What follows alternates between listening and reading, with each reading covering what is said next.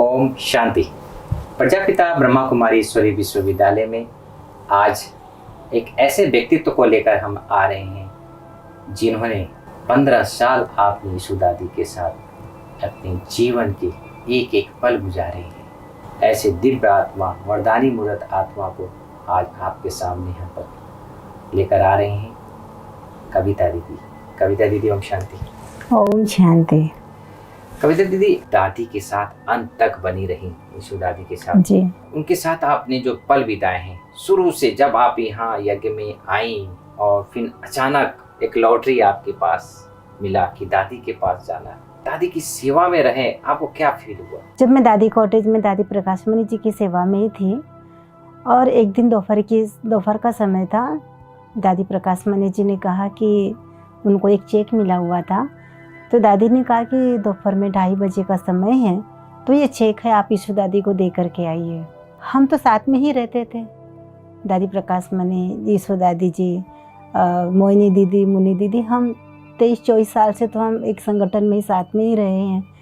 तो ऐसी पर्सनल सेवा उनकी नहीं थी, पूरी सेवा जिम्मेवारी, लेकिन दादी छोटी छोटी सेवाएं प्यार से मुझसे कराती रहती थी और मैं भी बड़े प्यार से दिल से उनके साथ सेवा करती थी। मुझे भी उनका सानिध्य, उनका स्पर्श और उनकी छोटी छोटी सेवाएं भी मुझे बड़ी खुशी दिलाती थी। तो एक दिन दोपहर का समय था, बड़ी दादी जी ने कहा कि आप यीशु दादी जी को चेक दे के आइए। तो जैसे मैं दादी जी के कमरे में गई चेक देने के लिए, तो दादी जी जैसे सोफे पर बैठी थी, जैसे कि हम बैठे हैं, और दादी जी सोफे पर बैठे हुए कुछ कारोबार के पेपर्स थे, वो पढ़ रहे थे। तो जैसे मैं दरवाज़ा खोल के दादी जी को झाँक कर देखा और दादी जी को कहा, दादी जी ओम शांति। तो दादी जी बड़े प्यार से कहती है, आओ कविता, आओ आओ आओ, अरे आप तो हमारे पास आई हो, आइए। ऐसे दादी ने कहती, बड़े प्यार से मुस्कुरा के अपने पास बुलाया, दृष्टि दिया और दृष्टि देते देते कहती है, आ जाओ आ जाओ। तो मैं दादी के पास जाके बैठी, तो दादी ने ऐसे जैसे कहा और दादी के मैं गले लग गई जा कर के।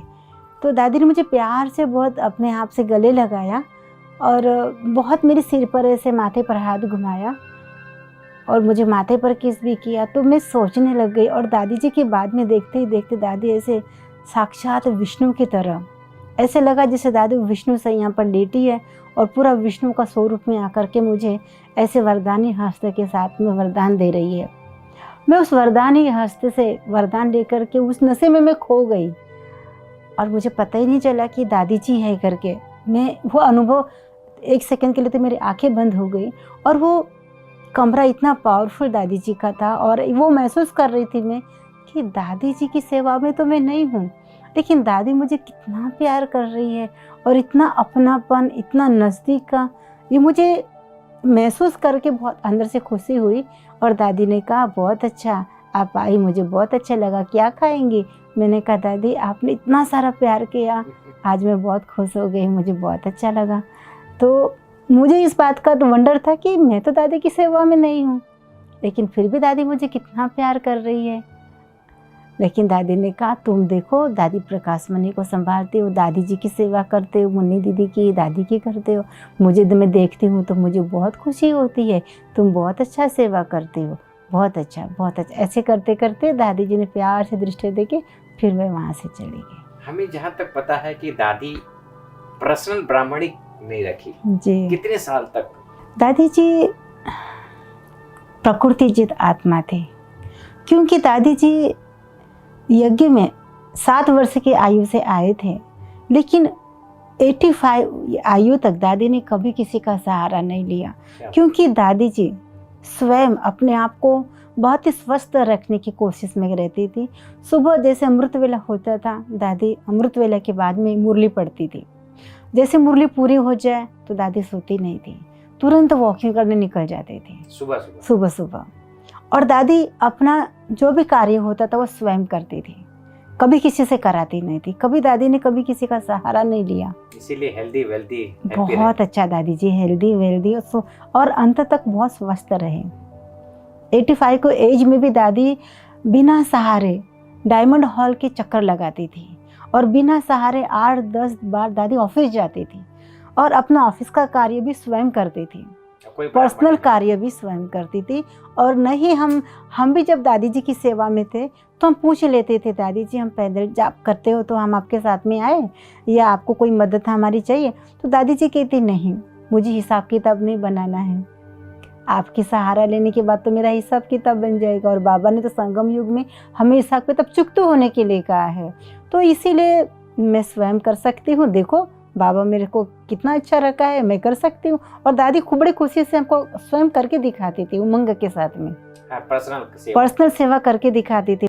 तो मैं जाके दादी जी के पास में गई, दादी जी आप कोई सेवा है, अब मैं क्या सेवा करूँ? तो दादी जी ने कहा आप बैठिए सोफे पर। तो दादी जी लेटे हुए थे, तो लेटी हुई थी तो दादी जैसे उठ के खड़े हुए तो दादी चादर अपनी लपेटने लगे। तो मैंने कहा दादी जी आप मुझे दीजिए ना, ये सेवा तो मैं कर सकती हूँ, आप रहने दीजिए, मैं करूँगी आपकी सेवा में। तो कहा क्यों, मेरे हाथ पाँव तो अच्छे चलते हैं ना, तो मैं कर सकती हूँ सेवा। तो मैंने कहा दादी आप मैं सेवा में हूँ तो मैं कुछ तो करूँ ना। नहीं नहीं तुम बैठो, देखो देखो क्या कहते हैं डॉक्टर, एक्सरसाइज करो।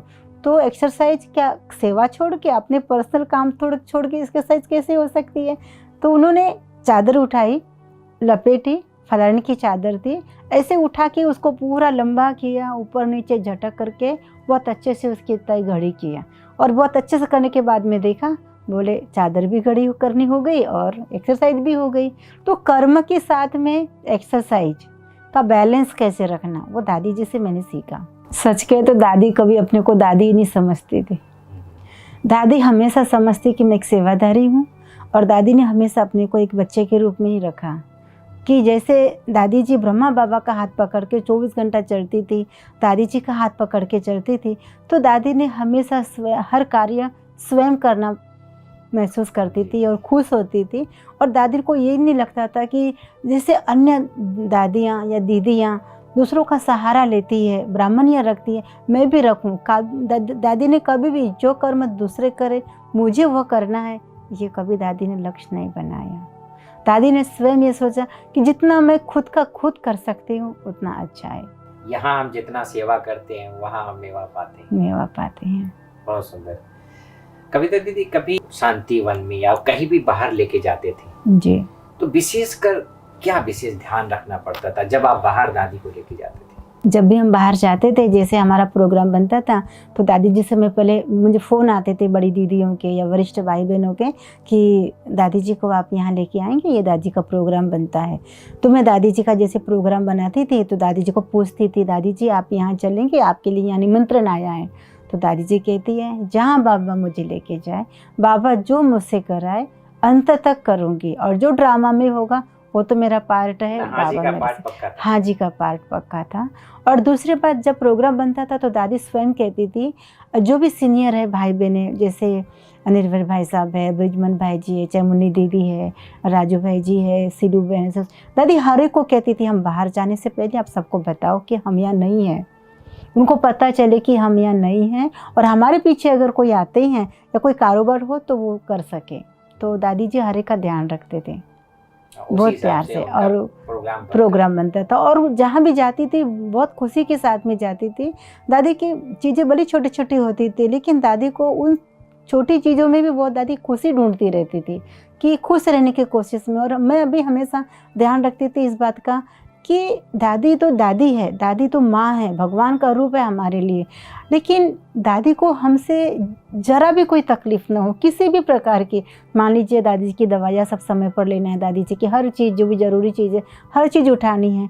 अगर कोई चीज़ भूल भी जाती थी तो मेरा मन ऐसा बहुत दुखी होता था, कभी एक हाथ कोई चीज़ भूल भी गई, कि दादी साक्षात भगवान का रूप है, देवी है, मेरी माँ है, और उनको ज़रा भी कोई तकलीफ़ हो माना मुझे ज़्यादा तकलीफ़, तो मैं वो खुद को सहन नहीं कर पाती थी। जहाँ तक हो सके मैं बहुत ज़्यादा अटेंशन दे करके वो सारी चीज़ों की संभाल करती थी, और दादी जी को खुश रखने की कोशिश रहती थी, और दादी जी खुशी का सागर थी। दादी जी को जब हम बाहर लेके जाते थे तो दादी जी को आपने देखा होगा यज्ञ में आदि से लेके अंत तक दादी जी यज्ञ में रहे, लेकिन दादी जी हमेशा कभी भी स्टेज पर आपने कभी नहीं देखा होगा। दादी सब कुछ जानते हुए, सारा कारोबार करते हुए भी दादी से हमेशा स्टेज के पीछे रहते थे।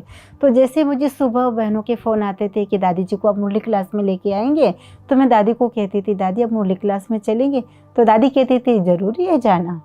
तो मैं कहती थी दादी आप भले मधुबन में नहीं जाएंगे, लेकिन आप सेंटर पर आए हो और इतने सारे भाई बहन हैं आपसे मिलना चाहते हैं और आपको देख के बड़ी खुशी होती है सभी को, तो आप चलिए। तो दादी जी कहेंगे क्या करनेंगे आप, दादी मुरली का सार पढ़िए, मुरली का सार सुनाइए। जब बाबा के साथ में आप रहे हैं, साकार ब्रह्मा बाबा का राइट हैंड बनकर रहे आप, आदि से लेके अंत तक उनकी सारी जिम्मेवारी, पत्र व्यवहार, मुरली का, तो ये सब आप सुनाएंगे तो सबको खुशी होती है। दादी कहती थी ये सब सुनाने का क्या करेंगे, क्या करेंगे, सबको तो पता ही होता है। मैंने कहा नहीं दादी, ऊपर से पता है, लेकिन जो आज आप जो मुरली हम पढ़ रहे हैं ये दादी जी के हाथों की लिखी हुई मुरलियाँ हैं, क्योंकि बाबा 40 पेज मुरली चलाते थे। बाबा बहुत फास्ट मुरली चलाते थे और फास्ट मुरली कोई नोट नहीं कर सकता था। बाबा की मुरली सिंधी में होती थी और सिंधी में कोई भी इतना फास्ट नोट नहीं कर सकते थे, तो दादी जी बड़े शॉर्ट हैंड में, जैसे लक्ष्मी नारायण लिख देता कि LN लिख देती शॉर्ट में, जैसे ओम शांति लिखना हो तो दादी का ओम बना देगी, सृष्टि चक्र के लिए गोल बना देगी। तो इस प्रकार दादी जी शॉर्ट हैंड अपना खुद इनिशियल शुरू किया और दादी उसको बाद में फेयर करती थी। और वेरीफाई करके फिर हाँ, जहाँ दीदी मम्मा रहते थे, दादियाँ रहती थी, वहाँ दादी मुरली पोस्ट करते थे। तो दादी जी को हमको जब भी कहते थे दादी जी आप बाबा के समय की कुछ बातें सुनाइए। दादी जी घड़ी बहुत प्यार से, बाबा के हाथों की बंधी हुई घड़ी दादी जी पहनते थे, तो वो भी सुनाते थे दादी जी। और कैसे यज्ञ में बेगरी पार्ट हुआ, ये सारी कहानियाँ दादी नहीं, दादी कहते थे ये सुनकर क्या करेंगे लोग, लेकिन हम कहते थे दादी यही तो सुनना चाहते हैं लोग। दादी को हम पूछते थे कि साकार बाबा के साथ में रहे आप, दादी कैसा लगा, तो दादी कहती थी बाबा के साथ रहने का सौभाग्य मिलना ये बहुत बड़ी बात है। बाबा तो बाबा था हमारे लिए, बाबा ने बचपन से पाल पोस कर बड़ा किया, हमें सारी शिक्षाएं दी, आज जीवन में कैसे जीना है, अकाउंट कैसे संभालना है। अन्य आत्माओं के पत्र आते थे, जैसे मान लीजिए बहुत खुशी के पत्र भी आते थे, तो कोई खास कोई तकलीफ़ के भी पेपर सेंटरों पर कोई समस्या हो गई या कोई निजी कोई बीमार है या कोई प्रॉब्लम्स है, सबके पत्र आते थे। हर पत्र दादी जी के हाथ में होता था, उसका जवाब भी देना पड़ता, और उसका जवाब दादी जी बड़े प्यार से बाबा के हर पत्रों को, जो पत्र आते दादी पढ़ती थी, पढ़ के बाबा को सुनाती थी। फिर बाबा कहते थे बच्चे आप लेटर तैयार करो इनके आधार से, और फिर जैसे लेटर तैयार करते बाबा को सुनाते थे, बाबा ये तैयार किया है, तो बाबा वेरीफाई करते थे, करेक्शन करते भेजते थे। और दादी जी बड़ा एक्यूरेट और एक्यूरेसी के साथ में उसका जवाब लिखती, शॉर्ट में लिखती थी। और दादी के पास मान लीजिए किसी की कोई कंप्लेन है, अगर कोई भाई बहन पास में आके बैठ भी गया और कोई पूछता था कि दादी जी आज हम कोई समाचार आया है हमारे निमित्त, आज यज्ञ में ऐसा हमें पत्र भेजा था, आपको कुछ पता है, दादी जी को सब कुछ पता हो, लेकिन दादी जी कहती है ये सब बाबा जानता है, मैं तो बस निमित्त हूँ, मैं तो कुछ नहीं जानती हूँ। तो जैसे कहते हैं कि इस हाथ की चीज़ उस हाथ को भी पता न चले, तो दादी जी ऐसी गुप्त चढ़ती है, एक हाथ से दिया दूसरे हाथ को पता न चले। दादी कभी किसी का दिल नहीं दुखाना चाहती थी कि आपका ये समाचार है और मुझे पता है। दादी पता होते हुए भी उन्हें ऐसे महसूस करती थी जैसे कि तुम्हें कुछ भी नहीं जानती हो। और दादी उनको बहुत पालना और प्यार देती थी कि आप तो बहुत अच्छी हो, आपका तो सब अच्छा ही हो जाएगा, आप चिंता नहीं करो, बाबा है ना, आप सब ठीक हो जाएगा। तो दादी आगे वाले इंसान को भी हिम्मत देती थी। कभी ऐसा मौका नहीं आया कि दादी आपको ऐसे उंगली दिखाया हो कि नहीं? हाँ, दादी ने मुझे उंगली इसलिए दिखाती थी क्योंकि दादी जी के समय इतना समय 24 घंटा व्यस्त मेरा हो जाता था, तो मैं मुरली नहीं पढ़ पाती थी। जैसे दादी जी दिन में 3 बार मुरली पढ़ते थे पूरे अटेंशन के साथ में। अच्छा, इस उम्र में? जी, इस उम्र में भी दादी जी 3 बार अटेंशन में मुरली पढ़ते थे और बहुत प्यार से पढ़ के हमें सुनाते थे। तो मैं दादी जी के पास में बैठ जाती थी, दादी आप मुरली सुनाइए, हमें बहुत अच्छा लगता है। तो दादी की तुम्हारी मुरली कहाँ निकालो, कहाँ तुम्हारी मुरली निकालो, ऐसे मुझे उंगली दिखाती थी। तो दादी हम तो बिजी है ना, बाद में पढ़ लेंगे, आप सुनाते हो अच्छा लगता है, आप ही सुनाइए, बाबा तुम्हें पकड़ेगा, तुम मुरली आज मिस किया तुमने।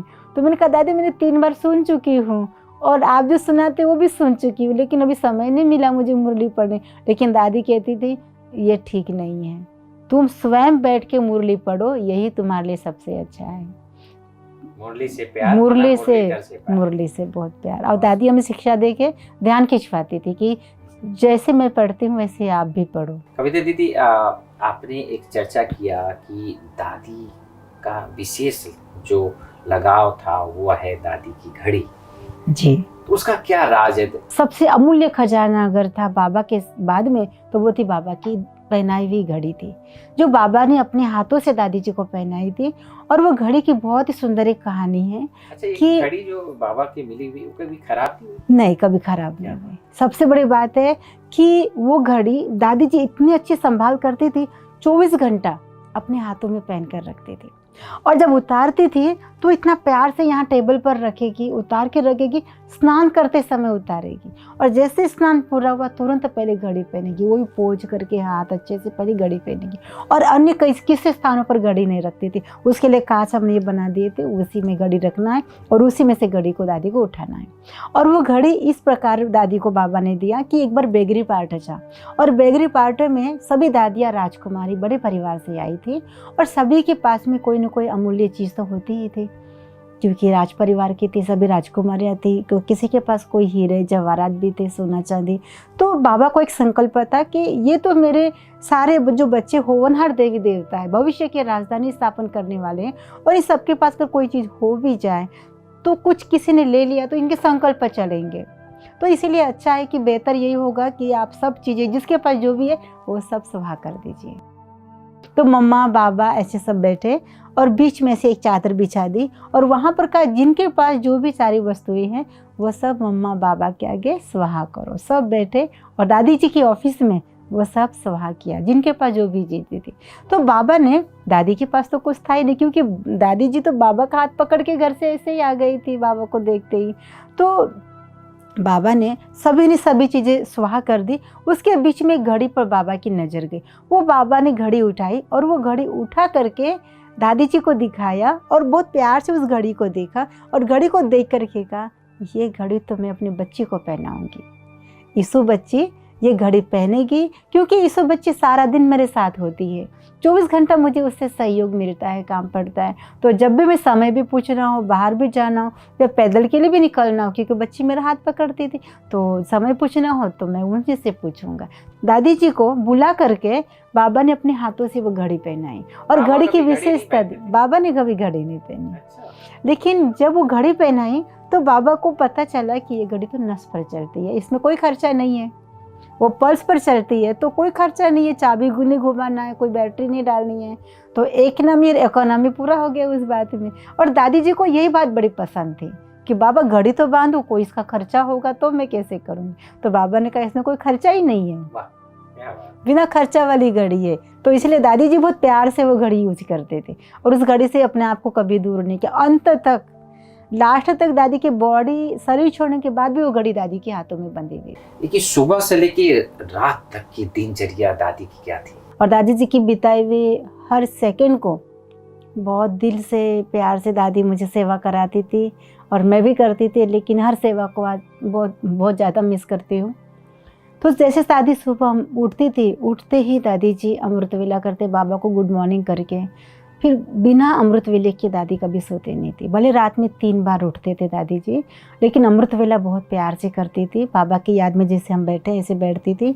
और मैं जब अमृत वेला करने दादी को फ्रेश होकर बिठाती थी तो मैं दादी के चरणों में बैठती थी, और दादी जी के पाँव अपने गोदी में लेती थी, और दादी जी मेरे सिर पर हाथ घुमाती रहती थी बहुत प्यार से। बाद में जब अमृत वेला पूरा होता था तो मैं दादी की दृष्टि लेती थी, और दादी मुझे बहुत प्यार से दृष्टि देते हुए अपने दादी मेरे सिर पर हाथ घुमाती थी।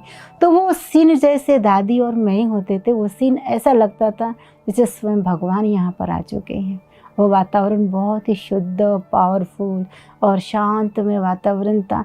ऐसा लगता था ये वातावरण कभी भी ख़त्म ना हो, कभी ये पल मिस ना हो। तो आज भी अमृत वेला जब मैं करती हूँ तो दादी जी को बहुत ज़्यादा मिस करती हूँ। उसी रूप में दादी जी को आज भी याद करती हूँ, और उस पल को महसूस करती हूँ कि दादी जी के साथ आज भी मैं हूँ। और जैसे अमृत वेला पूरा होता था, दादी जी को मैं थायराइड की 5 बजे की दवाई भी खिलाती थी। जब सुलाने के बाद में तब तक हम अपने कारोबार में व्यस्त होते थे। दादी जी 6 बजे स्नान पर चले जाते थे। जैसे स्नान पर जाने के बाद में दादी जी, स्नान से निकलने के बाद में दादी एक्सरसाइज करते थे। 1 घंटा दादी एक्सरसाइज करते थे, डेली एक्सरसाइज करते थे, और हम एक्सरसाइज दादी जी को कराते थे। फिर दादी जी तैयार हो जाते थे। तैयार होने के बाद में दादी पूरी मुरली, तैयार होते होते जो क्लास में मुरली चढ़ती थी एक्सरसाइज और मुरली हमारी दोनों साथ में चलती थी रेगुलर में।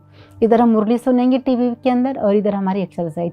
जैसे मुरली 7 बजे के पहले दादी जी कहती थी मुरली शुरू होने वाली है, उसके पहले तुम मुझे आगे बिठा दो। तो आगे दादी पर्सनल अकेली चेयर पर बैठते थे और दादी जी के पास में बैठती थी और दादी जी बहुत प्यार से जो भी एक्सरसाइज मैं उनसे कराती थी बहुत प्यार से करती थी। और उसके बाद में दादी जी तैयार हो जाते थे और तैयार होने के बाद में दादी जी पैदल करने जाते थे। हम सोलार प्लांट में ले जाते थे दादी जी को। सोलार में यहाँ से 15 मिनट का रास्ता है सोलार शांतिवन से। तो दादी जी को हम रेगुलर डेली सोलार प्लांट में ले जाते थे और दादी जी 1 किलोमीटर पैदल करते थे। जब सोलार प्लांट बना तो यहाँ उतना कोई जाते नहीं थे, लेकिन दादी जी की हेल्थ में थोड़ी सुधार हो, फ्रेश ऑक्सीजन मिले, तो इस हिसाब से मैं दादी जी को वहाँ लेके जाती थी। क्योंकि बहुत अच्छी ग्रीनरी है, विटामिन डी है, ऑक्सीजन है और फ्रेश हवा है। तो वहाँ के जो भाई बहन थे बहुत भावनात्मक, दादी से बहुत प्यार। एक दिन भी नहीं किया तो मिस करते थे दादी जी को, आप लाए नहीं। और हम हमारे पास में जो बग्गी है खुली गाड़ी सोलार की, वो हम उसे रोज़ दादी जी को लेके जाते। और दादी जी जैसे निकलती थी गाड़ी में बैठती, दादी दोनों हाथ ऐसे घुमाते घुमाते, ऐसे हाथ घुमाते, सभी को आशीर्वाद वरदान दृष्टि देते हुए दादी जी रास्ता क्रॉस करते थे। और हर कोई इंसान दादी को देखी खड़े हो जाते थे, प्यार से दृष्टि देते। और दादी बड़ी उमंग में होती थी, सबको कहती थी आप भी चलो, बैठ जाओ गाड़ी में, आप भी चलो। तो हर कोई ये महसूस करता था कि दादी हमें ऑफर करती है। कितने लोग तो हमारे साथ चल पड़ते थे, एंजॉय करते थे वहाँ पर। दादी वहाँ फुटबॉल खेलती थी, दादी को पैदल कराते थे, दादी को हम कुछ ना कुछ खेल भी कराते थे, एक्सरसाइज भी कराते थे। दादी जी वहाँ चल के ओम की ध्वनि करती थी। जी हाँ। तो 94 एज में भी दादी बहुत अच्छे स्ट्रॉन्ग थे, कोई तकलीफ नहीं थी ऐसी। दादी जी इस भवन में 2017 में आए और 2017 में जैसे भी दादी जी इस भवन में आए तो दादी जी की हेल्थ रूप में थोड़ी ठीक नहीं थी पहले। 2015 और 16 दादी जी के लिए थोड़ा कठिन गया, थोड़ी हेल्थ में काफ़ी ऊपर नीचे स्थिति होती रही, लेकिन दादी जी मानसिक रूप से कभी विचलित नहीं हुए। दादी हेल्थ में कितना भी ऊपर नीचे हो जाए, लेकिन दादी जी अपने उपराम स्थिति में, अपनी शांतमय स्थिति में हमेशा रहती थी। भले मैं देख करके थोड़ा सा हलचल में होती थी तो दादी हमेशा एक कहती थी, क्यों सोचती हो, बाबा बेटा है ना, बाबा तो सब ठीक कर देगा। फिर मैं बोलती थी दादी आप ये जो तकलीफ़ होती है आप अकेले सहन करते हो, बाबा तो डॉक्टर है, हमारा पिता भी है, टीचर भी है, शिक्षक है, तो बाबा को हम सब बता सकते हैं ना, तो बाबा जल्दी ठीक कर देंगे, क्योंकि सबसे बड़े डॉक्टर तो बाबा है और तो कोई कर नहीं सकता। तो दादी कहती थी क्यों हम बताएं बाबा को, बाबा को बताना ज़रूरी है, क्योंकि बाबा तो सब जानता है, बाबा जाने जानहारे हैं, बाबा को कुछ भी छुपा हुआ नहीं है, बाबा को बताने की दरकार नहीं है, बाबा सब जानते हैं। तो मैंने कहा दादी जैसे डॉक्टर कहते हैं ना, डॉक्टर भले साथ में हैं, लेकिन जब तक आप बीमारी नहीं बताएंगे डॉक्टर को कैसे पता चलेगा कि आपको तकलीफ़ क्या है। तो उसी प्रकार बाबा भले हमारे साथ में हैं, लेकिन बाबा को हम तो बताएंगे ना कि बाबा ये तकलीफ़ है, बाबा ये ठीक कर दो। तो दादी कहती थी बाबा क्या फ्री बैठा है तुम्हारे लिए कि तुम बाबा को बताओ कि ये ठीक हुआ, कि बाबा स्थूल तकलीफ को ठीक है, बाबा तो आत्मा का डॉक्टर है ना, तुम्हारे शरीर को कैसे ठीक करेगा, तुम आत्मा की बीमारी शरीर के साथ कैसे जोड़ सकती हो, तुम आत्मा को स्ट्रांग बनाओ तो शरीर अपने आप ठीक हो जाएगा। तो दादी इतनी आत्मिक स्थिति में रहती थी। और जैसे दादी जी विश्व कल्याणी भवन में आए और आते ही दादी जी की तबीयत में अपने आप ही कैसे नेचुरल सुधार होने लगा और दादी जी इतने अच्छे स्वस्थ रहने लगे, बहुत ज़्यादा खुश रहने लगे। और दादी जी 5 साल के अंदर इंडिया में भी काफ़ी जगह स्थानों पर दादी जी सेवा कर पाए और यहाँ भी दादी हर समय बिजी रहे। हर कोई आत्मा समय मिलने के लिए आते थे, चाहे वो बड़ी दीदियाँ हो, वरिष्ठ भाई बहनें हो, या कोई छोटे बच्चे हो, या कोई माताएं हो। तो दादी हर एक को बड़े अपनेपन की भाषणा और पालना देती, प्यार देती थी। हर एक को ये महसूस होता था कि दादी दादी नहीं है, लेकिन दादी मेरी माँ है और बाबा का स्वरूप है। इस प्रकार दादी बड़े प्यार से उनको उनके सिर पर हाथ घुमाती, टोली खिलाती। तो ये स्थान जो है हमारे लिए बहुत बहुत भाग्यशाली स्थान है कि दादी जी ने इस स्थान पर अन्य की लाखों आत्माओं को सकाश दिया, दृष्टि दिया। तो ये जो दादी जी का बेडरूम है ना, हम उन्हें उसको अब हिस्ट्री हॉल बना दिए हैं, क्योंकि दादी जी ने इसी सोफे पर बैठ कर के कितने लोगों के दुखों को दूर किया है, कितने लोगों को सुख और शांति में खुशी बांटी है और बड़े प्यार से उनके सिर पर हाथ घुमा के वरदान टोली देते हुए, उनको सौगात देते हुए बड़े खुश करके दादी भेजती थी। तो दादी जी का जो बेड है, दादी जहाँ पर विश्राम करते थे, ये हमने हर चीज़ जैसे के वैसे ही रखी है। जो दादी यूज करती थी, तकिया, बेडशीट, ये हर चीज़ हमने ऐसा ही रखा है, क्योंकि आज भी मैं महसूस करती हूँ कि दादी हमारे साथ है। दादी कहीं हमारे से दूर नहीं है। दादी पहले भी हमारे साथ थी, अब भी हमारे साथ है। तो ये हर पल हम महसूस करते भी हैं और प्रैक्टिकल महसूस में करती हूँ और महसूस होता है कि दादी जी हमारे साथ है। तो दादी जी का जो रूम है, हमने बहुत अच्छी उनके बाबा के साथ की फ़ोटो लगाई है। दादी जी वो फ़ोटो देखकर पहले भी बहुत खुश होती थी, तो हिस्ट्री हॉल बना दिए हैं और दादी जी का सोफ़ा है। तो आप आइए, देखिए कि दादी जी कितने निर्माणता से और कितना एक नामी और इकोनॉमी के साथ में अपनी लाइफ को व्यतीत किया है। दादी जबकि यज्ञ के फाइनेंस इंचार्ज थे, लेकिन यज्ञ का कोषाध्यक्ष होने के बाद भी दादी जी ने कभी भी 1 रुपया भी अपने ऊपर खर्चा नहीं किया। कभी भी कोई अगर देता भी था कि दादी जी के ड्राई फ्रूट के लिए आपके लिए है, आप रख लीजिए, तो दादी जी कहती थी क्यों, आप देंगे तो ड्राई फ्रूट खाएंगे, बाबा खिलाएगा ना, बाबा के पास समय है। तो दादी जी हर 1 रुपया भी जो भी पर्सनल के लिए भी कोई अगर देंगे तो दादी कहती थी नहीं, आपके खर्चे से लूँगी तो मुझे आपकी याद आएगी, इसलिए मुझे यज्ञ में जो मिलेगा मुझे सो वही स्वीकार है। तो दादी 1 रुपया भी कभी अपने पास नहीं रखती थी और सब कुछ हर चीज़ बाबा के यज्ञ में स्वाहा करती थी। अब जब दादी जी के रूम में आएंगे तो देखेंगे दादी जी की एक एक फ़ोटो को बहुत प्यार से उनकी यादगार के रूप में हमने बनाई है। एक है कि दादी बहुत अच्छी क्लास करा रही है, बहुत अच्छे दादी जी जब भी बाहर जाते थे बहुत अच्छी दादी क्लास कराते थे, वो एक फ़ोटो लगाए हैं। और दूसरा है कि जैसे कहा जाता है कि दादी तो यज्ञ की महालक्ष्मी थी, मनी प्लांट थे, फाइनेंस मिनिस्टर थे यज्ञ का, जैसे समाज में वित्त मंत्री के रूप में कहा जाता है। तो दादी जी की जब हम दिवाली में दादी को महालक्ष्मी के रूप में हम पूजन करते थे दादी जी का, और दादी जी ओरिजिन में महालक्ष्मी तो थी, लेकिन अपनी खुशी के लिए हम दादी जी को प्रैक्टिकल महालक्ष्मी बनाते थे, मंदिर बनाते थे। तो उसी समय दादी जी का हमने बहुत ही प्यार का सूचक हाथों का और पैरों का जो हस्त कमल और चरण कमल है, उनका सूचक दादी जी का जो यादगार के रूप में महालक्ष्मी के चरण कमल दिखाए जाते हैं, 2 लाल सिंदूर से, लाल सिंदूर पानी से भिगा करके वो सजा देते थे। लेकिन एक थाली के अंदर हमने लाल सिंदूर भिगा के रखा और उसमें दादी के हमने दोनों हाथ रखे थे, उसका भी हमने सिंबल रखा है फ़ोटो में डाल के। और दादी के 2 पाँव हैं, दोनों चरणों के कमल हैं, चरण कमल दादी जी के, तो वो पाँव के भी सिंबल हमने निकाल के रखे हैं। और बहुत सुंदर तरीके से दादी जी बहुत खुशी के साथ में दादी जी ने वो प्रतिबिंब हमें दिया है अपना यादगार के रूप में। और आज वो भी हमने अपने कमरे में दादी जी के बेडरूम में रखा हुआ है, फ़ोटो के साथ हमने सजा के रखा है, उसे फ्रेम करके रखा है। और दिल से आज वो मैं प्यार से उस पैरों को छूती भी हूँ। मैं चरण स्पर्श पहले भी करती थी और आज भी उस पैरों को मैं छूकर स्पर्श करती हूँ और मैं शक्ति प्राप्त करती हूँ। और दूसरी फ़ोटो जो है, दादी जी बहुत अच्छा लिखते थे, हम रोज़ स्वमान लिखते थे पहले। तो जैसे हम लिखने बैठेंगे तो दादी कहेंगे क्या लिख रहे हो, तो मुरली लिख रहे हो। मैंने कहा नहीं दादी जी, आज का स्वमान है, बाबा ने स्वमान दिया है तो ये लिखेंगे, तो आप भी लिखेंगे। तो दादी कहती है सदैव हम लिखते आए हैं, सो कि आप भी लिखेंगे, लाओ मैं भी लिखती हूँ। तो दादी जी को हमने एक ऐसे स्वमान हमने लिख रहे थे, तो दादी ने पूछा मुझे तुम क्या लिख रही हो, तो मैंने कहा दादी मैं पवित्रता की देवी हूँ, ये मैं लिख रही हूँ, बस इतना सा ही लिख रही हो। मैंने कहा जी दादी।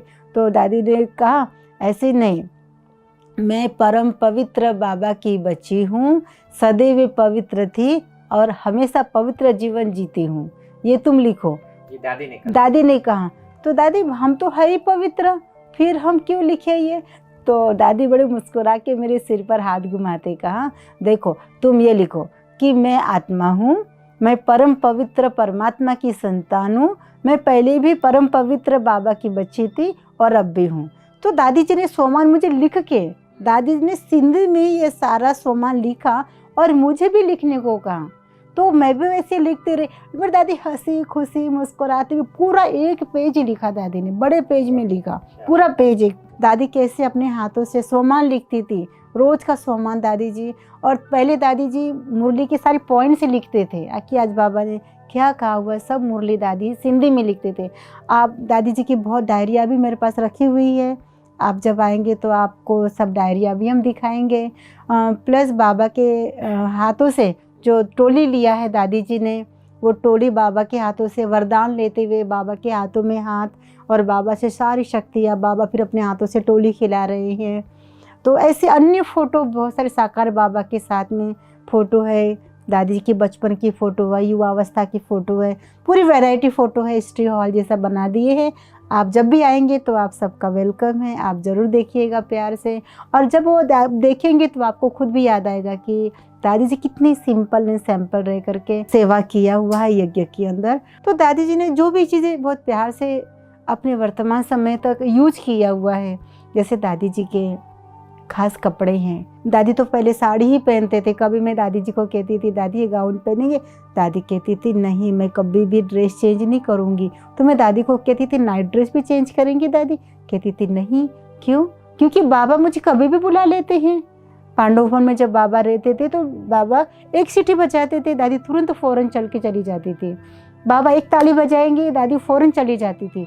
तो दादी को जब मैं कहती थी दादी नाइट ड्रेस चेंज करेंगे, आज तो नाइट हो गई, अभी कोई नहीं आएंगे मिलने के, बोलती थी नहीं तुम्हें नहीं पता, बाबा मुझे कभी भी बुला लेते हैं और बाबा के पास मुझे जाना पड़ता है, तो ऐसी ड्रेस में मैं कैसे जाएंगी, इसलिए मैं कभी ड्रेस। लेकिन देखा फिर धीरे धीरे दादी की तबीयत में थोड़ा सा ऊपर नीचे होने लगा तो मैं खुद ही चेंज करने लगी। तो दादी मुझे सहयोग देने लगी, ठीक है तुम जैसा कहती हो फिर वैसा करो। फिर दादी की जो भी चीज़ें, दादी जैसे गर्म कपड़े यूज करती थी, स्वेटर है, सॉक्स है, दादी जी की रुमाल से हैं, दादी जी का शॉल है, दादी जी के हैंड ग्लव्स है। दादी हैंड ग्लव्स दादी को बहुत पसंद थे। जब मैं दादी जी के हाथों में हैंड ग्लव्स पहनाती थी, दादी बड़े प्यार से यूँ ऐसे हाथ हिलाती थी, जो फरिश्ता ऐसा लगता था जैसे फरिश्ता आया और उड़ रहा है। और वो हाथ हमारे भी इतने अच्छे नहीं हिला सकते चाहने के बाद भी, क्योंकि ऐसा लगता था जिसके दादी के हाथ में हड्डी है ही नहीं। और वो जो हैंड ग्लव्स पहनते थे ना, बहुत सुंदर सुंदर, एक बहन लेके कहाँ कहाँ से अपने आप ही आ जाते थे, कोई रसिया से लेके, कोई विदेश से, कोई पंजाब से, अपने आप ही दादी को मिल जाते थे। और दादी के साथ बहुत सारा स्टॉक होता था और दादी बहुत प्यार से वो पहन करके खुशी से एंजॉय करती थी, हर एक को दिखाती थी और हर कोई कहता था अरे फरिश्ता आया फरिश्ता, और दादी बहुत प्यार से वो हाथ हिलाते थे। एक ये भी होता था कि दादी को कोई टच करते थे, दादी तो किसी को भी टच करती थी, हाथ मिलाती थी, तो एक इन्फेक्शन से भी बचे रहते थे, एक कोई प्रोटेक्शन हो जाता था। और दादी को एक फरिश्ता रूप में भी रहने की एक आदत हो गई थी। वैसे तो उपराम थी, फरिश्ता थी, लेकिन हमें भी देखने में वो खुशी होती थी।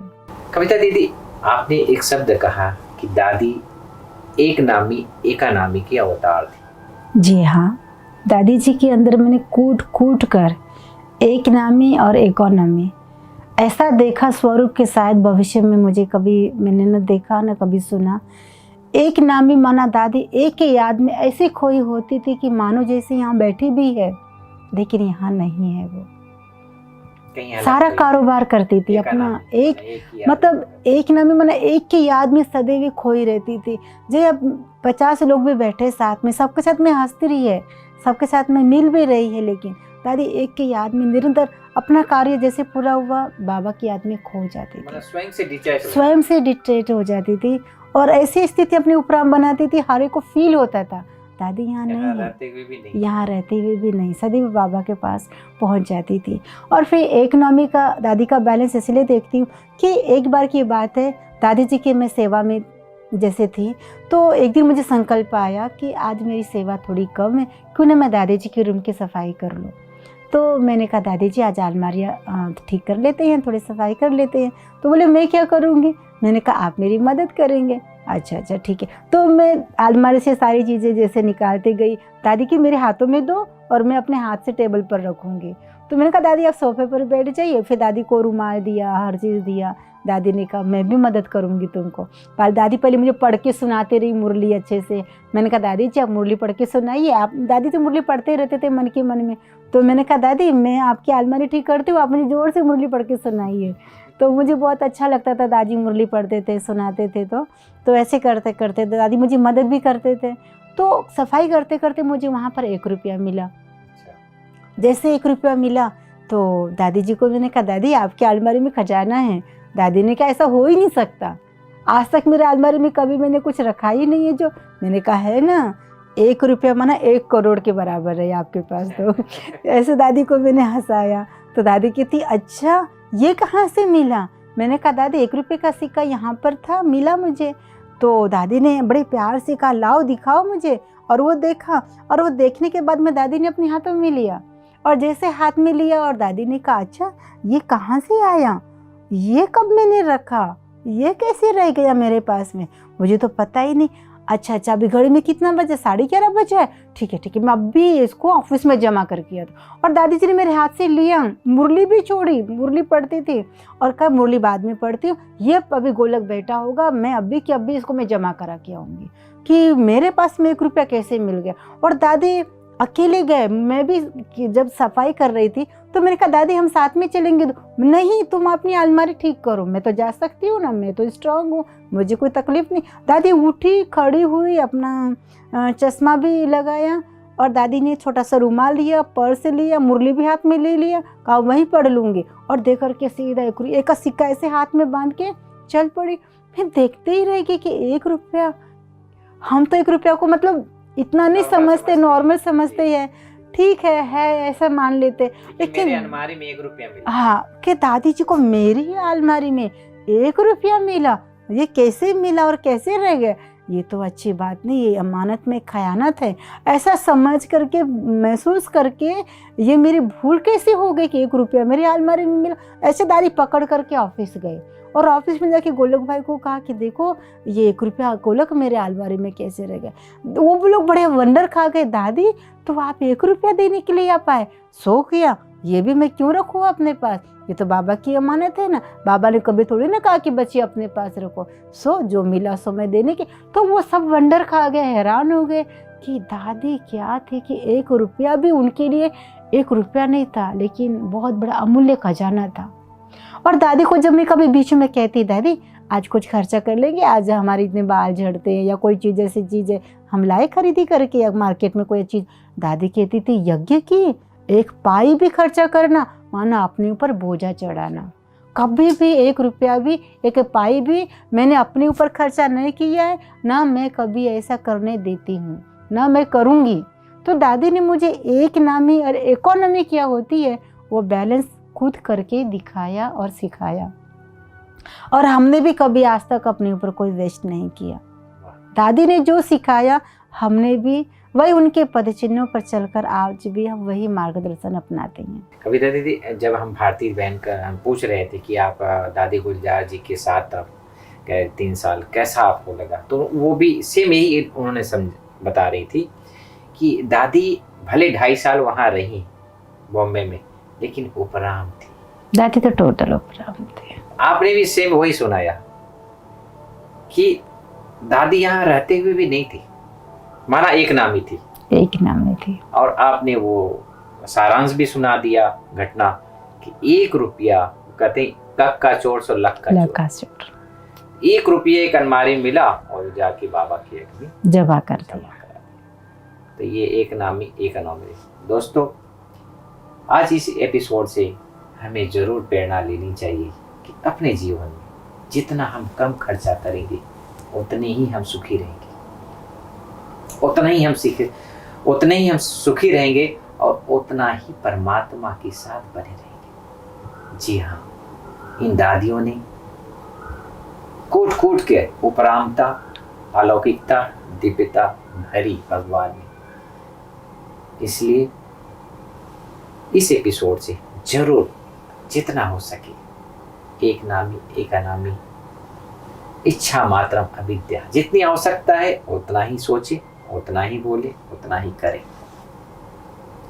कविता दीदी, आप सुना रही थी कि दादी के साथ के सारांश, उनका भोजन जो था, कहते हैं कि सारा खेल जो है, हमारी शिवानी दीदी भी सुनाती हैं कि जो भोजन का महत्व बहुत ज़्यादा होता है।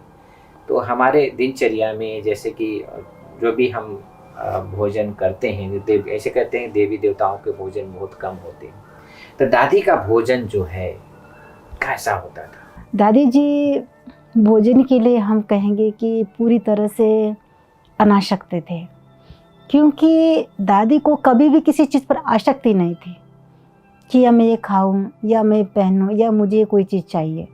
दादी कभी भी किसी मन में इच्छा नहीं रखते थे। दादी इच्छा मात्र अविद्या थे। दादी प्रकाश मणि जी के साथ मैं 8 साल तक थी। तो दादी जी की सारी पर्सनल सेवाएं बाबा ने मुझे जिम्मेवारी दी थी और मुन्नी दीदी ने बहुत प्यार से मेरे को सब सिखा दिया था और मैं बहुत दिल से प्यार से करती थी। तो दादी जी बाजू के डाइनिंग में बाजू की सीट पर ही बैठती थी। तो टेबल पर इतनी सारी वैरायटी चीज़ें होती थी। मैं प्रकाश में दादी जी को अपने हाथों से खिलाती थी। तो दादी को भी मैं ऑफ़र करती थी, दादी जी आप भी लीजिए ना, आप भी ये खाइए।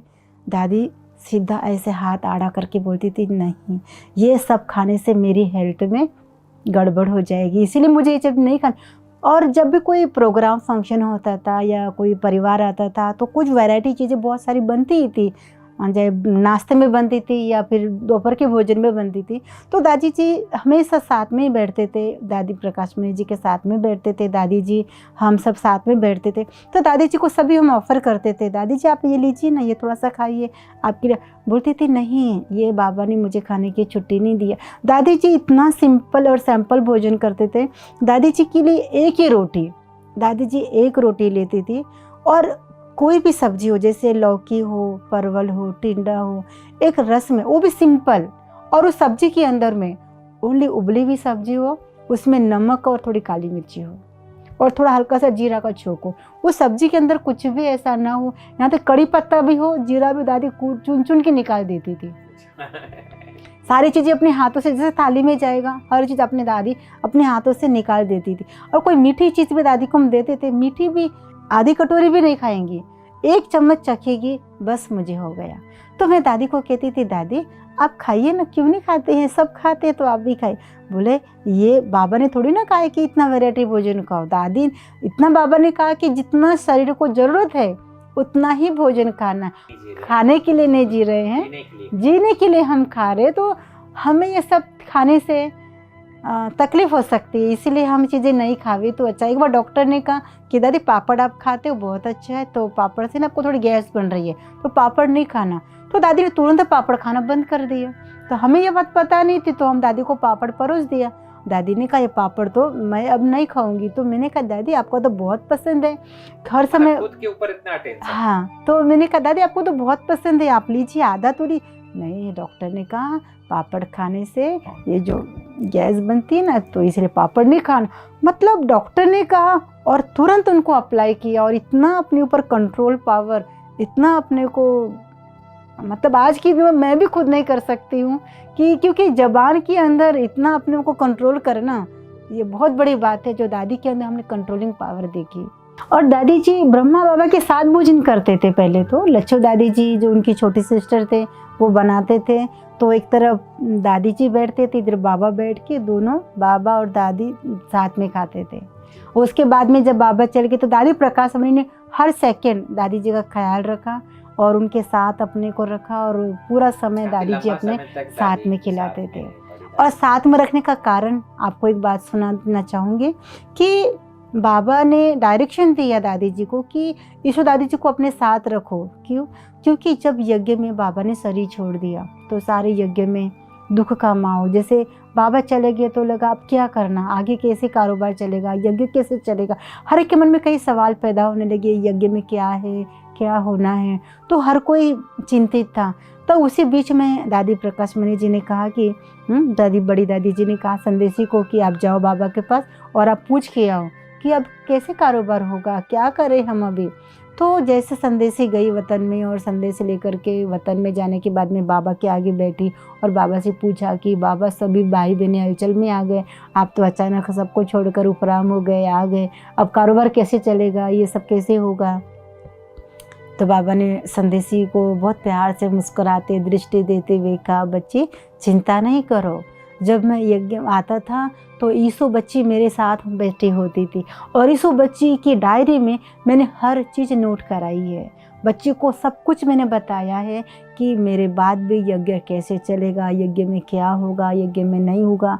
तो कहा यीशु बच्ची को अपने साथ रखो, दादी जी को कहो कि बच्ची को सदा अपने साथ रखे और जहाँ भी जाए हर पल उसका ध्यान रखे, उसके साथ रहें और उसी से पूछे कि अभी आगे क्या होना है। मैं बच्चे को सब बता के आया। तो दादी प्रकाश मनी से उस दिन से लेके अंत तक दादी जी 85 की एज में दादी जी उपराम हो गए, प्रकाश मनी दादी जी। तो उस समय तक भी दादी जी हर पल यीशु दादी जी को अपने साथ रखते थे और दादी जी को उस समय भी कोई आता था कुछ देने के लिए, कुछ भी सहयोग के लिए, तो कहता दादी जी को जब हाथ में आया तुरंत यीशु दादी जी को हैंड ओवर कर देती, सरेंडर कर देती कि दादी मेरे पास बेटी है। जैसे कोई मजाक से छेड़ेंगे, दादी आप हमको दे दो, बोलेगी नहीं, यज्ञ की खजानजी यीशु दादी जी है। तो दादी जी को जो भी मिलता था दादी जी हमेशा साथ। दादी जी इंडिया की कोई कितने भी जगह घूमते थे, चाहे वर्ल्ड घूमते थे, विदेश भी घूमते थे, तो बड़ी दादी जी हमेशा यीशु दादी जी का हाथ में लेकर के ही चलती थी। और गाड़ी में जब बैठेंगी तो सब बैठे ना बैठे, लेकिन पहले यीशु दादी जी बैठी कि नहीं बैठी दादी खुद चेक करती थी और अपने साथ बिठाती थी। ये सीन तो मैंने आंखों से देखा, साथ में रही। दादी प्रकाश मनी जी का राइट है, दादी जानकी जी के साथ, गुलजार दादी मतलब दीदी के साथ, मम्मा के साथ, दादी जी इतना मतलब मोल्डिंग नेचर थी, रियल गोल्ड थी कि हर एक के साथ जैसे एकदम मैच हो जाता था उनका, हर एक के साथ सखी के रूप में। मतलब जी बहुत प्यार से दादी का सरल नेचर था, एकदम सरल स्वभाव था कि हर एक के साथ दादी मिलनसार होकर रहते थे। दादी में कभी किसी के प्रकार का अहम भाव नहीं था, कभी किसी प्रकार का ये नहीं था कि मैं इतने बड़े अकाउंट के इंचार्ज हूँ या मैं मालिक हूँ। कभी दादी ने मैंपन अहम भाव का नशा दादी के अंदर मैंने देखा ही नहीं। दादी हमेशा अपने को एक सेवाधारी और एक छोटी बच्ची हूँ, और जो बाबा ने ये सब कुछ तो बाबा का कार्य है, बाबा ही करा रहे हैं, लेकिन मैं एक निमित्त हूँ और जब निमित्त बाबा ने मुझे बनाया है तो अपनी जिम्मेवारी मुझे संभालनी है और मुझे करनी है। दादी जी का लक्ष्य होता था और दादी उसी लक्ष्य को लेकर के आगे चलते थे। कविता दीदी, यीशु दादी की हावी क्या थी? सबसे बड़े दादी की सबसे प्यारी मुरली थी। मुरली से बढ़कर उनके जीवन में और कुछ था ही नहीं। एक मुरलीधर बाबा और बाबा की मुरली और दादी के अकाउंट की जिम्मेवारी दादी को इतनी प्यारी थी कि बाबा ने पहले दिन से ही दादी जी के हाथों में जो कारोबार सौंप दिया वो दादी को बहुत ही प्रिय था। दादी जी कूट करके भी जो भी कोई भी आते थे उनसे प्यार से मिलना, और जो बाबा की भंडारी कोई देने के लिए आवे, जैसे किसी ने चेक दे दिया है तो दादी जी उसे खोल कर देखेंगी वो चेक के अंदर में उसमें डेट डाली हुई है, सिग्नेचर की हुई है या बराबर भरा हुआ है, कैश है, चेक है। दादी हर चीज़ को अपने आंखों से चेक करेगी, फिर अगर कुछ मिस्टेक हो तो उस बहन को प्यार से बुलाएगी और उसको सिखाएगी, देखो यहाँ पर तारीख बराबर डालना, यहाँ सिग्नेचर करना, अमाउंट बराबर डालना, फिर हिंदी में लिखना, फिर ओनली मात्रा इतना भेजा है वो लिखना। तो हर चीज़ दादी जी बड़े प्यार से देखती थी और कुछ मिस्टेक कोई करता है तो उनको प्यार से बुला के सिखाती थी। अगर कोई कैश देता है तो कैश में भी कितना है क्या है तुम लिखो, अपना सेंटर का नाम लिखो, अपना मोबाइल नंबर लिखो। तो दादी को हर एक को बहुत प्यार से बुला के सिखा के फिर सिखाती और बहुत प्यार से वो पालना दे करके अपने अकाउंट की जिम्मेवारी संभालती थी। बहुत प्यार था दादी को यज्ञ से। लेकिन जब हम कहते थे यज्ञ में कुछ भी थोड़ी ऊपर नीचे हलचल होती थी, जैसे गोलक भाई कहेगा दादी यज्ञ में आज इतनी आवक नहीं हुई है, तो दादी कहेगी अरे आप ये क्यों बोलते हो कि यज्ञ में ये नहीं आया, आज यज्ञ में कम आया, क्यों? यज्ञ तुम्हारा है क्या? यज्ञ किसका है? यज्ञ बाबा का है। तो बाबा को जिम्मेवारी है तो बाबा सोचेंगे, इसके लिए हम क्यों सोचे? आप तो निमित्त हो, मैं भी निमित्त हूँ, बाबा का कार्य है, बाबा चला रहे हैं, आप खुश रहो, ऐसे मुरझाओ नहीं, आप खुश रहो, आप बाबा को याद में रहो, बाबा चलाएगा अपना कार्य। तो दादी जी इतना उपराम होकर अपना कार्य करती थी। और बाद में देखा दादी जब जैसे दादी जी की एज अभी 94-95 हो चुकी थी, तो दादी बच्चों की तरह खिलौने से बहुत प्यार से खेलती थी। जब भी कोई छोटा बच्चा आता था तो बच्चों के साथ बहुत प्यार से बचपन जैसे हो जाती थी और खिलौने के साथ दादी बहुत प्यार से खेलती थी। जैसे हमारे पास में छोटे छोटे 2 खिलौने आए थे, जैसे उनको हमने एक ब्रह्मा कुमारी का ड्रेस पहना दिया, एक को एक ब्रह्मा कुमार का ड्रेस पहना दिया। तो दादी जी उनको अपने साथ साथ लेके जाती थी और कहती थी ये भी देखो भाई बहन है मेरे, जैसे सेवा सब करते तो ये भी मेरे साथ सेवा कर चलते हैं। तो दादी उनको अपने साथ साथ लेके जाती थी और बच्चों की तरह उनको प्यार करती थी। तो दादी को छोटी छोटी चीज़ें भी बहुत प्यार से उनको संभाल के रखना, उनको उनके ऊपर भी प्यार लुटाना, तो ये मैंने दादी से सीखा। यहाँ तक कि हमारे पास सफाई वाली लेबर आती थी तो हम उनका नाम लेके कहते थे कि बहन जी आपने ये ठीक नहीं किया, आज ये काम रह गया है, आप ऐसे नहीं करना, कल से अटेंशन लेके करना। तो दादी जी कहती आपने ऐसा क्यों कहा? दादी क्या हुआ, वो काम बराबर नहीं किया तो बोलना तो पड़ेगा। दादी कहती थी नहीं, उनको बोलो बहन जी आपने बहुत अच्छा काम किया है, लेकिन कल ना और अच्छे से करना, तो वो खुश होगी, वो उमंग आएगा और तुमको 2 काम ज़्यादा करके देगी। पहले उनको प्यार से टोली खिलाओ, तुम उनको मिठाई दो, एप्पल दो, तो वो खुश होगी ना। तुम ऐसे काम कराओगी तो वो कैसे करेगी? तो दादी लेबर का भी इतना ध्यान रखती थी। हम लेबर नहीं कह सकते थे उनके आगे, कहती थी ये बाबा की बच्ची है, बाबा के घर में जैसे तुम करती हो वैसे ये भी सेवा करती है। दीदी आपने दादी के साथ तो आपने व्यतीत किया, फ्यूचर प्लान क्या है आपका? क्या आप फ्यूचर में आप अपनी सेवाएं देना चाहेंगे? फ्यूचर में मेरा एक ही संकल्प था, जब से मेरे जो लौकिक में चाचा चाची जी थे उन्होंने मुझे बाबा का ज्ञान दिया और उन्होंने मुझे एक लक्ष्य दिया था। जब मेरे लौकिक में फैमिली में कोई भी ज्ञान में आज भी नहीं है, लेकिन जब उन्होंने मुझे अडॉप्ट किया और अपने पास रखा तो एक ही संकल्प थे कि तुझे आदर्श टीचर बनना है। एक ब्रह्मा कुमारी तो बनना ही है, लेकिन उसके साथ में एक आदर्श टीचर बनना है। तो मुझे आज भी वो मेरा सपना है। अगर जीवन में जीना है तो एक आदर्श के साथ ही जीना है। और 10 साल पहले भी हम सेंटर पर रह चुके हैं। हर प्रकार के बाबा ने यज्ञ की जो भी सेवाएं थी, मुरली कोर्स की सेवा या बाहर प्रोग्राम्स की सेवा या गेस्ट तैयार करना, मधुबन पार्टी लेके आना, हर प्रकार की सेवा बाबा ने हमसे कराई है। और आज भी हम दादी जी के ऊपर अभी बहुत अच्छी बुक तैयार कर रहे हैं और दादी जी के ऊपर डॉक्यूमेंट्री बना रहे हैं, ताकि आने वाली पीढ़ी को ये पता चले कि दादी जी क्या थी, यज्ञ में दादी का क्या रुतबा था और दादी जी यज्ञ में कितना विशेष कार्य करके गई है। कि दादी जी दादी नहीं थी, लेकिन दादी स्वयं बाबा का स्वरूप थी। उनका नाम लौकिक में ईश्वरीय था। बाबा बड़े प्यार से उनको ईसु बच्ची करके कहते थे। और दादी जी का जो अलौकिक नाम बाबा ने दिया था पूर्ण शांतामणि, जैसे सब दादी को प्रकाशमणि, रत्नमणि, चंद्रमणि नाम दिया था, तो वैसे बाबा ने दादी को पूर्ण शांतामणि नाम दिया था। और वो नाम से हाँ, जैसे नाम था बाबा ने दिया वैसा स्वरूप था उनका, और उनको स्वरूप को देख करके ही नाम मिला था। शांति की गहराई में, जैसे कहते हैं ना, शांति को खोज कर दादी की असीम, जैसे कि हम बेड पे जाते थे ना, 100 के बीच में दादी बैठी, लेकिन 100 के बीच में भी उपराम और शांत सो। लेकिन जैसे दादी उस माहौल में आती थी तो हर एक को बड़ा फील होता, उमंग में लेके आ जाती थी, खुशी की लहर में आ जाती थी। दादी जी को जो भी दिखता था तो उनके चेहरे पर खुशी की लहर छा जाती थी। चाहे वो इंडिया के भाई बहनों से मिले, चाहे विदेश के भाई बहनों से मिले, दादी जी बड़ी खुशी के साथ मिलती थी और हर एक के मन में इतनी खुशी होती थी। हर एक बड़े प्यार से खुश मुस्कुराते हुए दादी से मिलते थे। और मेरा जो फ्यूचर प्लान अभी भी वही है। जो दादी जी की सेवाएं हमें मिली थी और हम वर्तमान में दादी जी की पर्सनल सेवा में बिजी रहते थे, लेकिन आज हम अभी वर्तमान समय में, भविष्य में भी दादी जी की ही सेवा में रहेंगे। अभी दादी जी के ऊपर तो दादी का जो जीवन है वो शिक्षाओं से भरा हुआ जीवन है, और दादी की शिक्षाओं से हमें बहुत सारे ऐसे गहरे मोती मिलेंगे जिसको हम अपने जीवन में धारण करने से हमारा जीवन भी उनके जैसे बन जाएगा। तो दादी जी के ऊपर मैं एक बुक तैयार कर रही हूँ, किताब लिख रही हूँ, और दादी जी के लिए एक डॉक्यूमेंट्री ऐसे तैयार कर रहे हैं कि आने वाली जो पीढ़ी है वो जब देखेगी, सुनेगी, समझेगी कि दादी जी के यज्ञ में कितना बड़ा विशेष कार्य दादी जी ने किया है, और आने वाली आत्माएं उनके जीवन से प्रेरणा लेकर के हम आगे बढ़ सकते हैं और बहुत शिक्षाएं प्राप्त कर सकते हैं। तो अभी वर्तमान में मैं इसमें बिजी रहूँगी, और जो भी मुझे बाबा सेवा कराएगा, जो बड़े मेरे वरिष्ठ हैं जो मुझे शिक्षाएं देंगे या जो मुझे सेवाएं देंगे, वो मैं दिल से प्यार से स्वीकार करती हूँ और करती ही रहूँगी। और वर्तमान समय तो मैं दादी जी की बुक्स, आप सबके पास भी दादी जी के लिखे हुए पत्र, तो हर एक के पास जब बाबा पत्र लिखते थे तो उसी पत्र के अंदर दादी जी के हाथों की लिखत होती थी।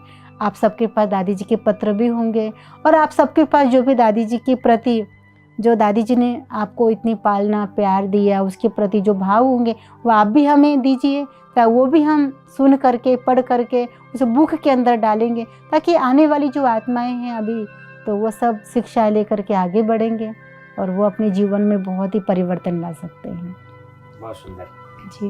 कविता दीदी, आपने अपना बहुमूल्य समय दिया और आज हम गदगद हुए कि आज ऐसा लगा कि दादी के साथ आपने जो शब्द वो सुना रही थी तो मैं उसमें खो गया था, कि मैं दादी के चरणों में बैठ जाती, दादी मेरे सिर के ऊपर हाथ उठाती थी। तो मैं वो सीन नज़र आ रहा था कि वाह वाह वाह, काश मैं होता उस स्थान। दोस्तों, जीवन के सारांश में अगर हम जाएं तो हम पाएंगे कि जीवन जीने की कला सिखाता है यह राजयोग। जैसे हमारी दादियों ने अपने जीवन से लोगों को एक प्रेरणा दी कि हमें जीवन जीना कैसे, एक एक कर्म करके बताया। जब तक हमारे सामने एग्जाम्पल नहीं आएगी तब तक हम उन कदमों पर चल नहीं सकेंगे। तो पहले तो हमारे ब्रह्मा बाबा, फिर दादियों ने अपने कदम पर कदम रख कर उनके जीवन के सारांश आप तक हम पहुंचाने की कोशिश कर रहे हैं।